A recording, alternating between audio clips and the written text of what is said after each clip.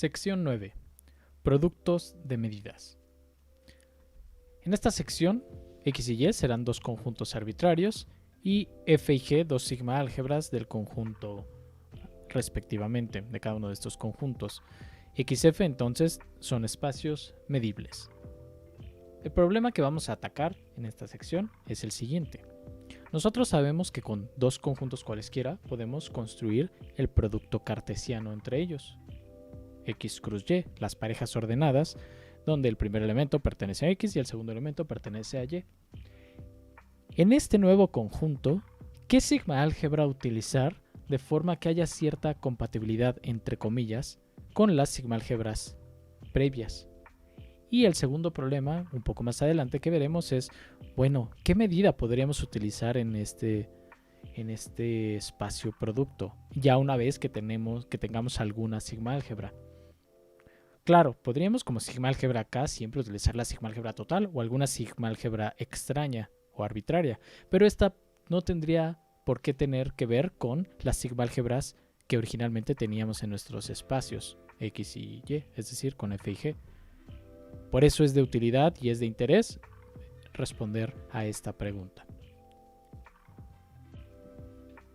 Definición 9.1. Si X, F y Y, G son espacios medibles, entonces se le llama rectángulo medible en el producto X cruz Y a todo conjunto de la forma A cruz B, en donde A es medible en F, o en el primer espacio medible, y B es medible en G, en el segundo espacio medible. Le vamos a llamar de ahora en adelante al producto de X con Y, al producto cruz, le llamaremos Z y vamos a definir la siguiente familia.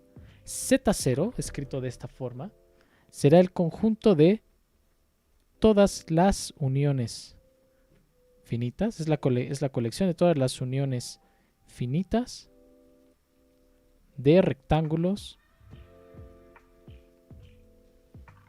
medibles en el producto, es decir, en Z. Es decir, un elemento cualquiera de Z0 es una unión de la forma AI cruz BI y desde 1 hasta N, en donde todos los conjuntos AIs pertenecen a F y todos los BIs pertenecen a G. Proposición 9.2. Z0, la familia de conjuntos de las uniones finitas de rectángulos medibles en el producto, es un álgebra de conjuntos. Aún más, todo elemento de Z0 se puede representar como unión finita de rectángulos medibles a ajenos. Esto realmente nos recuerda a el álgebra de uniones finitas de intervalos J en los números reales. Esencialmente va a ser la misma técnica que vamos a utilizar, pero ahora en el producto. Y esto de hecho enseña cómo construir medidas en productos abstractos. Así que veamos la demostración. Empecemos la demostración con esta tarea. Demostrar las siguientes igualdades de conjuntos. A cruz B intersección C cruz D es lo mismo que A intersección C cruz B intersección D. Y de la misma manera, el complemento de A cruz B es esta unión de conjuntos. Fíjense que estas dos propiedades indirectamente nos están diciendo lo siguiente. Si yo tomo un conjunto, un rectángulo medible, y lo intersecto con otro rectángulo medible, a esta intersección la puedo yo escribir como el producto de estos dos conjuntos, en donde si A y C están en F al ser una sigma álgebra es cerrada bajo intersecciones, entonces A intersección C también está en F, y por la misma razón B intersección D también están en la sigma álgebra G, porque B y D están en la sigma álgebra G. Por lo tanto, lo que estoy haciendo es expresar a la intersección de rectángulos medibles como un rectángulo medible. Y lo mismo con el complemento de un rectángulo medible. El complemento de un rectángulo medible es un rectángulo medible porque es una unión de rectángulos medibles también, una unión finita. Así que para verificar que Z0 es un álgebra, veamos que el total y el vacío están ahí. El total, siendo el producto de X cruz Y, pues claramente es un X es un medible, Y es medible en su espacio, entonces Z en sí mismo, el producto total, es un rectángulo medible. Es un rectángulo de esta forma. Por lo tanto, pertenece a Z0. El vacío trivialmente también está en Z0 por vacuidad. Después, Z0 es cerrado bajo uniones finitas. Claramente, si yo tomo una unión finita de elementos de este tipo, de uniones finitas, esto sigue siendo un elemento de este tipo, una unión finita de rectángulos medibles, por lo tanto sigue estando ahí adentro. Y por último, 1 y 2 implican que esta familia de uniones finitas de rectángulos medibles es cerrada bajo complementos. A ver, para ver esto, hagamos dos casos sencillos. Si tenemos un rectángulo medible sencillo, A cruz B, entonces su complemento por 2 es esto de acá, que claramente pertenece a Z0, porque es una unión de rectángulos. Entonces, este caso es sencillo. ¿Qué pasa si tenemos algo un poco más complicado? Digamos A producto con B, unión C producto con D. Y le tomamos complemento. Queremos ver que el complemento de este sigue estando en Z0, es decir, es de esta forma para algunos A's, B's. Bueno, lo que tenemos que hacer entonces es, primero, el complemento de esta unión es, por leyes de De Morgan, es la intersección de los complementos de AB complemento intersectado con C cruz D complemento. Entonces aquí tenemos dos complementos y una intersección. No podemos usar la 1 porque no tenemos aquí complemento. Cada uno de estos términos debemos sustituirlo por una unión finita de este estilo. No lo voy a escribir todo explícitamente, simplemente voy a tener aquí un término que corresponde con el primero, unión otro término, unión otro término, todo esto intersectado con un término, unión otro término, unión otro término, provenientes de este otro. Después, esto a la hora de desarrollarlo, lo que voy a obtener es, agarro el primer término y lo intersecto con cada uno de ellos, unido con el primer término de acá, el segundo término de acá, intersectado con cada uno de ellos, etc. Y voy a estar obteniendo términos de este estilo, es decir, voy a estar obteniendo algo intersectado con otro algo, unión con algo intersectado con otro algo. Voy a ponerle números nada más para 1, 2, 3, 4, 5, 6 para identificarlos. Lo primero que voy a obtener, por ejemplo, va a ser el 4 con el 1. Después voy a obtener el 2 con el 4, unión 3 con el 4. El resto de términos, los cuales no voy a poner por espacio. Aquí estas intersecciones por 1, fíjense, cada uno de estos términos que estoy escribiendo aquí, los puedo, a final de cuentas, escribirlo como algún rectángulo medible por el 1. Es decir, esto lo que voy a obtener es una cierta unión de rectángulos medibles que me van a salir de ahí. ¿Cuántos van a ser? Van a ser 3, me parece que van a ser 9 en este caso. No lo voy a escribir, me parece que van a ser 9. Como tarea, completar la demostración. Sabemos que un elemento cualquiera de Z0 es una unión de este estilo. I cruz BI. Y bueno, para completar la demostración debemos ver que aquí lo hicimos para 1, para 2. A ver, quiero demostrar completar el caso 2, demostrar que Z0 es cerrado bajo complementos para un elemento arbitrario de la familia. Entonces, bueno, aplicando esto no se tiene que demostrar, esto simplemente es aplicando complemento y después aplicando el inciso 2. Entonces, aplicando leyes de De Morgan, así como lo hicimos en los otros casos, esto es la intersección del complemento de A y cruz BI, complemento desde 1 hasta N. Y después aquí utilizo el 2. En esta parte utilizo el 2. Y esto lo puedo escribir como... A ver, aquí estoy utilizando 2. Entonces, a este complemento de aquí adentro lo puedo yo escribir como AI complemento cruz BI unión AI cruz BI complemento unión AI complemento cruz BI complemento. Desde 1 hasta N. Lo que hice es reemplazar a este término por cada uno de estos términos por estas uniones. ¿Ok? Bueno, ahora lo que hay que demostrar es que todo esto, y esto es la tarea, aquí ya esto es la parte de la tarea, demostrar que este término es precisamente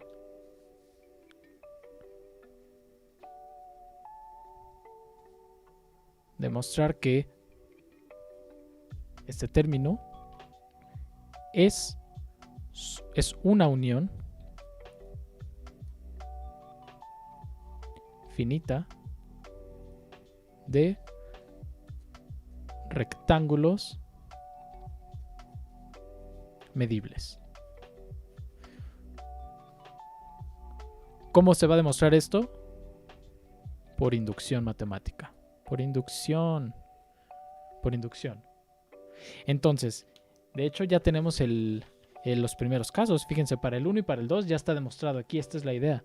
Bueno, ahora hagan el caso general utilizando inducción. Supongan que es cierto para n y demuéstrenlo para n más 1 aquí arriba. Ahora, una vez teniendo esto, podemos concluir que Z0 es un álgebra.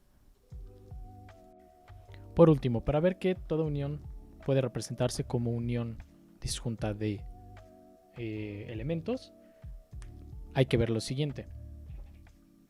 Primero, se puede verificar, también de tarea, háganlo, que la unión de A cruz B con C cruz D, la unión de dos rectángulos medibles, la puedo yo escribir como A intersección C cruz B intersección D unión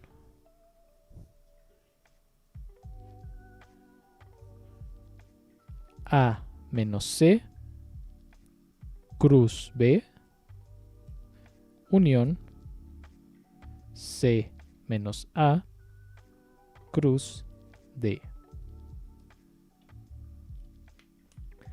Esta es otra tarea, esta igualdad. ¿Y por qué es importante?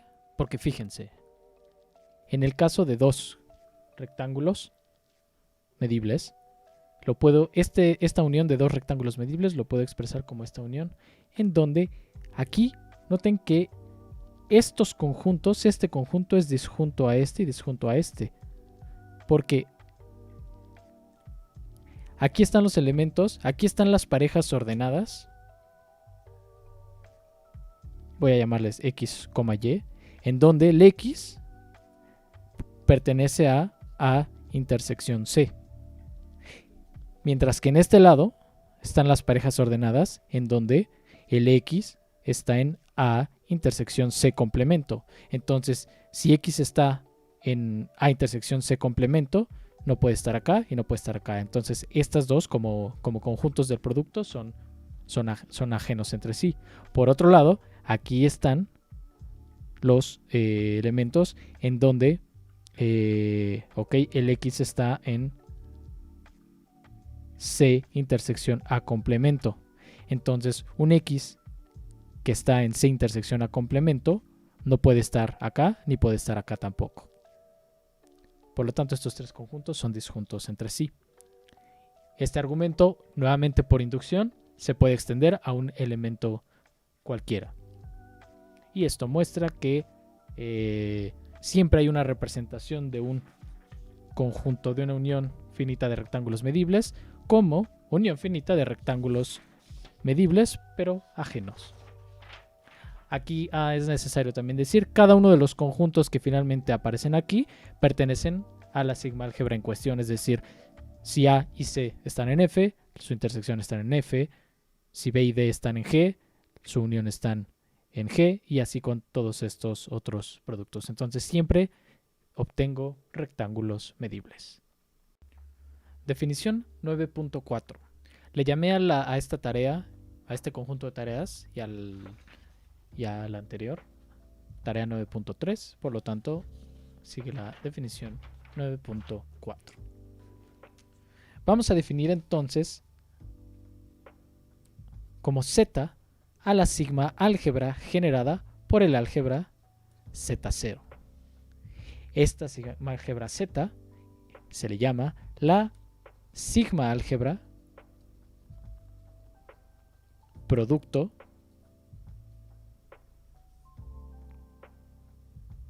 esta es, y es, por lo que acabo de decir, es generada por las uniones finitas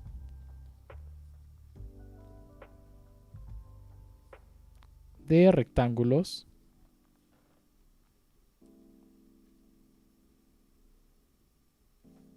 medibles. Aquí voy a ser explícitos respecto a quién. F y G medibles. Y de hecho, a esta sigma álgebra se le denota también de la siguiente forma. A esta sigma álgebra se le denota como la sigma álgebra producto, y se le llama sigma álgebra producto y se le denota como F cruz. A veces se utiliza este símbolo en particular, a veces se utiliza simplemente cruz G. Ahora, aquí recalco lo siguiente. Esta sigma álgebra no es solamente tomar un medible acá y un medible acá y tomar el producto cruz entre ellos. No. Esta sigma álgebra es la generada por las uniones finitas de rectángulos medibles y se denota por F cruz G. ¿Ok? Entonces, esta parte, aquí quiero ser explícito, de aquí es notación.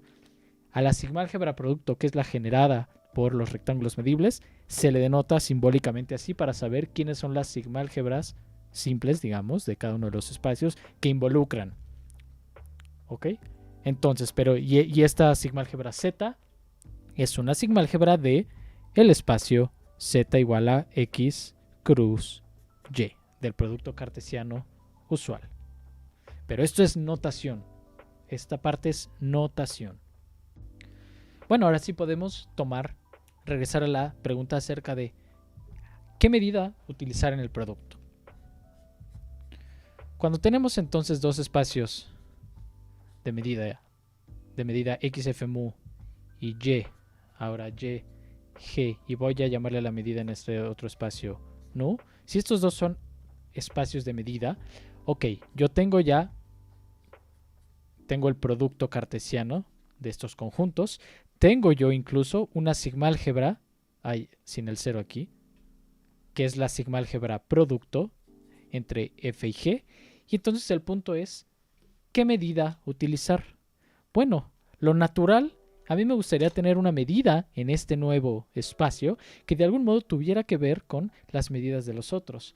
Entonces es natural definir una medida producto utilizando o mediante el producto de estas medidas. De hecho, entonces definiríamos una medida pi en Z, no en este Z, en la sigma álgebra, por supuesto, en Z, en esta sigma álgebra, de la sigma álgebra a los reales extendidos, como una medida que actúe de la siguiente forma: que a cada rectángulo medible A cruz B le asigne la mu medida del primero y la nu medida del segundo, y que este producto sea la medida del completo. Por supuesto, geométricamente estamos pensando es que si yo tengo una especie de rectángulo aquí, en donde de este lado esta parte es el conjunto A y esta parte es el conjunto B, entonces este es A cruz B, y de algún modo la mu medida de A, esta parte de aquí es mu de A, esta parte de aquí sería nu de B, y entonces yo estoy definiendo a la medida como a este producto. Ojo, aquí noten que esta medida solamente, aunque yo la definí en toda la sigma álgebra, en realidad, por esta razón, yo además la estoy definiendo en esta álgebra de aquí. Así que si probáramos que esta es una medida sobre un álgebra, entonces podríamos utilizar teorema de extensión de Kara-Teodori y este tipo de cosas para poder obtener una medida ahora sí definida en la sigma álgebra generada por esta de aquí está, en la Z, que cumpla con esto. Y ese es el camino que vamos a recorrer ahora. Teorema 9.5. Este teorema dice precisamente lo que acabo de explicar anteriormente.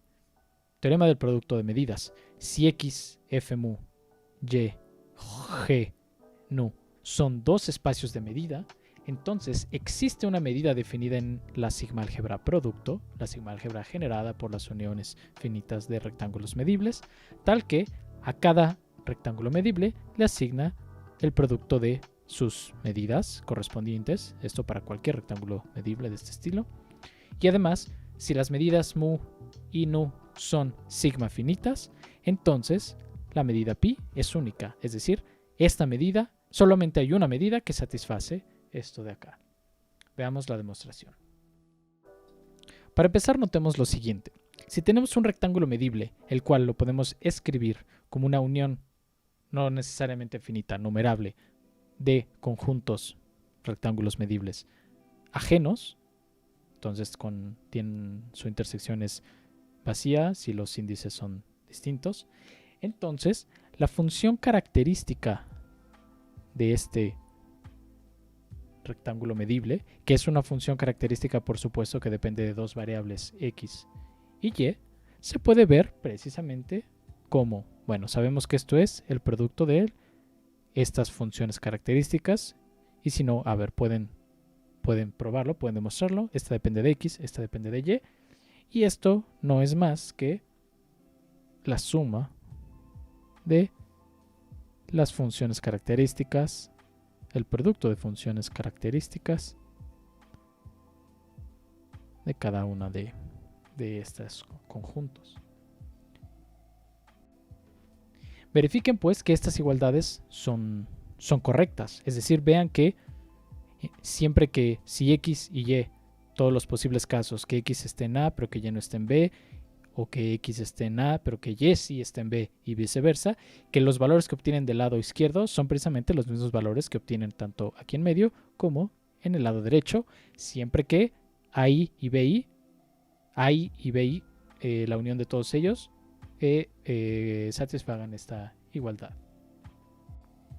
Vamos entonces a empezar a integrar esta función en los dos espacios. Primero, entonces esta es una función que depende de dos variables y por lo tanto la integral de esta función a cruz b, si voy a poner explícitamente, ahora sí voy a poner explícitamente sus variables, la integral de esta función respecto a de nu, entonces voy a escribir aquí la variable respecto a la cual estoy integrando.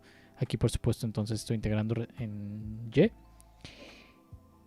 Esta integral, dado esto de acá arriba, esto no es más que integrar este producto, pero esto es un número, esto no depende de y, por lo tanto solamente me queda integrar esta función característica, la función característica del conjunto B. En otras palabras, esto no es más que la función característica de A en X por la medida del conjunto B. ¿Por qué? Porque recordemos que la integral respecto a B de una función característica es la medida en ese espacio del conjunto en cuestión.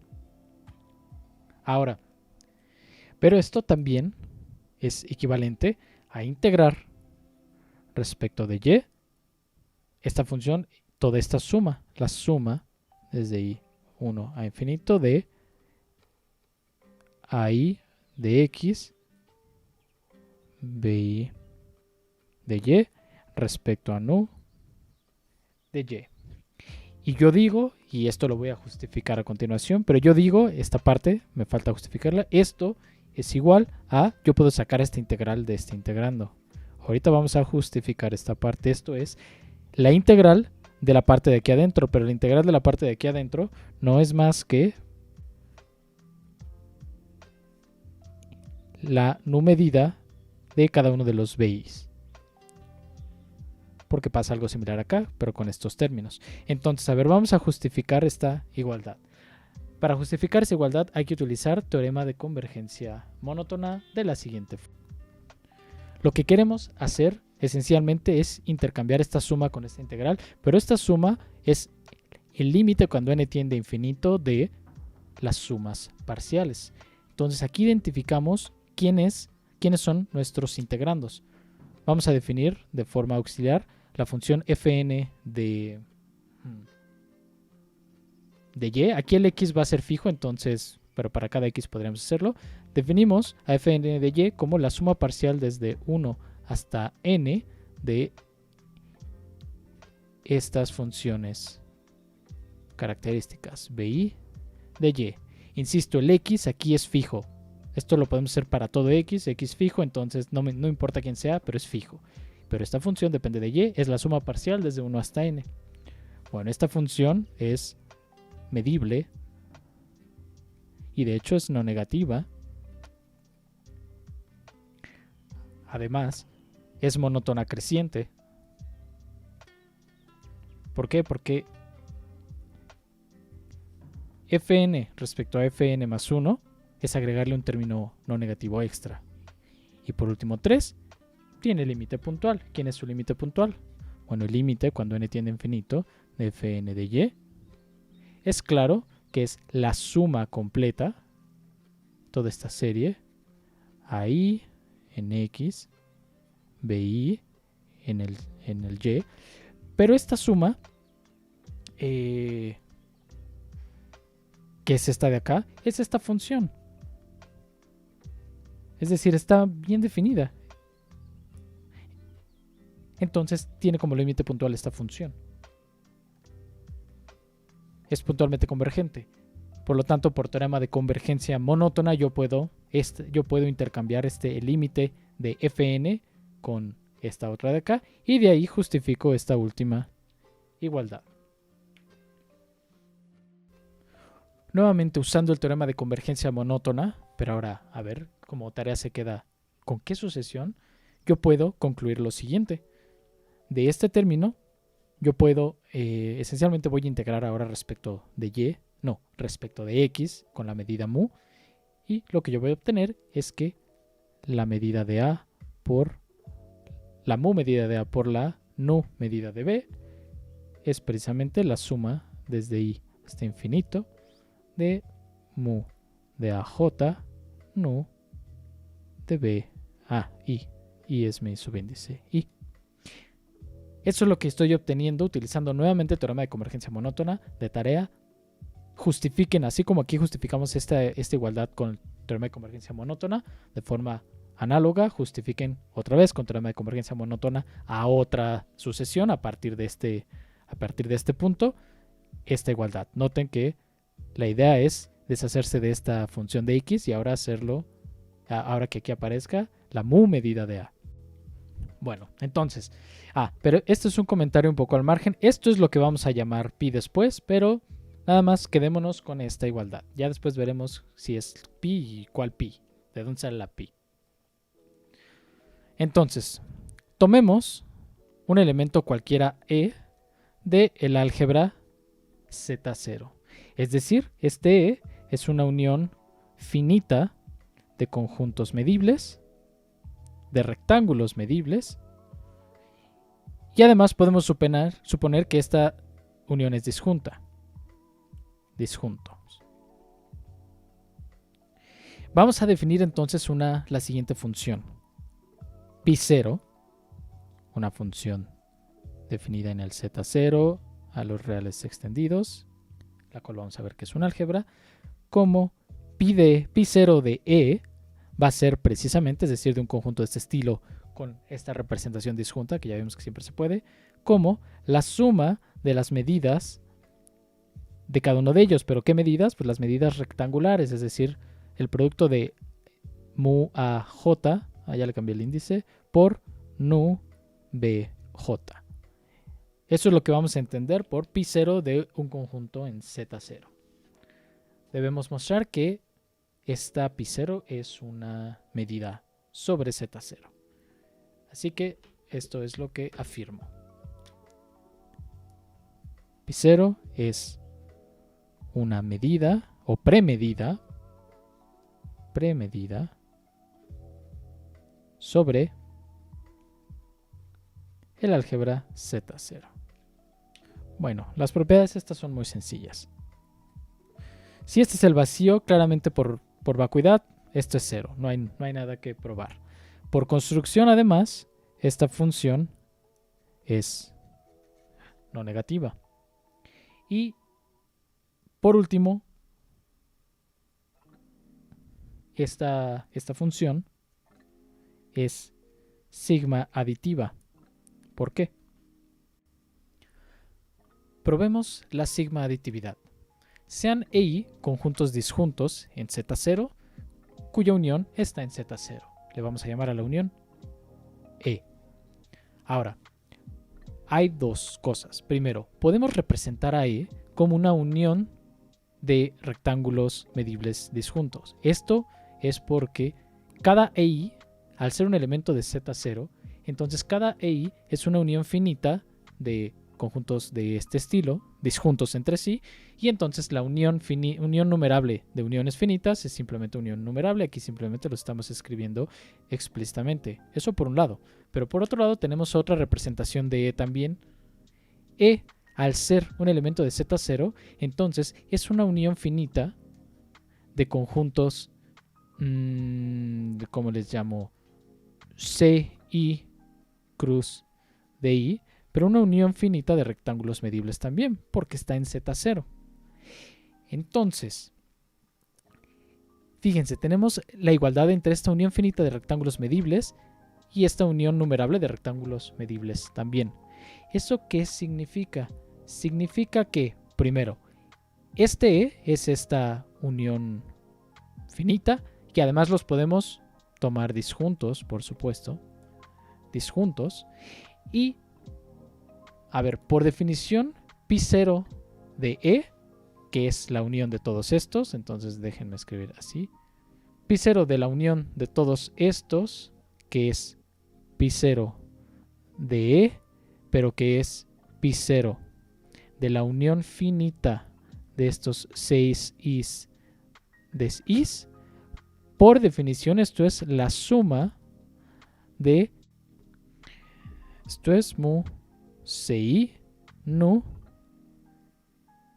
de i. Ahora, pero hay que fijarse en lo siguiente. Esta unión numerable, voy a volver a escribirla aquí. Esta unión numerable de A's, B's, cubre lo mismo que esta unión finita de C's, de I's. Aquí tenemos, todas estas cosas son disjuntas entre sí. Entonces, si lo que cubren este número numerable de conjuntos es lo mismo que cubren este número numerable de conjuntos, entonces por lo menos hay uno de estos que deben de estar, y son todos disjuntos, por lo menos hay uno de estos que debe de estar cubierto por un número numerable, un número infinito de elementos de este lado. Es decir, a lo mejor los primeros, para C y D I, para los primeros de 1 hasta n-1 del lado derecho, están cubiertos por un número finito de los de acá. Pero por lo menos uno de ellos es cubierto por un número infinito. Es decir, en el peor de los casos, lo que estaríamos teniendo es que cada CI cruz de I de acá, o bueno, cada uno C1 de acá, en el peor de los casos, está cubierto por un número infinito de términos de aquí, que voy a llamarles ANIs, bueno, NJs, cruz B, NJs también, J desde 1 hasta infinito, es decir, con una subcolección de acá, algunos de acá son los que me cubren a cada uno de estos. Y entonces aquí es donde regreso a lo primero que hicimos en la demostración.